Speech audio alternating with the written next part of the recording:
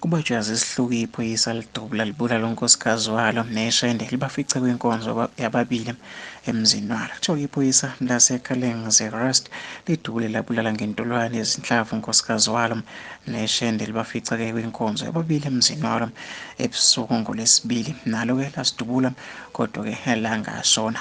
Noma-ke abeze kwenzeka-ke lesigameko omakhelwane bathi-ke ngo-12:30 ebusuku bezwa-ke ukuqhuma kwesibhamu bese unkosikazi walo-ke iphoyisa exolisa-ke oy'ngane zakwethu ethi-ke ucela ukuthi-ke kukhulunywe ngambulali. Kuthiwa-ke kwase kuqhuma-ke isibhamu emva kwalokho-ke omakhelwane base besondela-ke ngakhona emva kwesikhashana bathola-ke izidumbu eziwu-3 iphoyisa-ke umakoti kanye-ke neshende-ke. Kuthiwa-ke iphoyisa lona-ke lagcina lisindile kulesa sigameko kwey'ngane zakwethu. Fisa ukuthi ngizwe uvo lwakho nombono wakho uthi wena cabangani-ke ngalolu daba.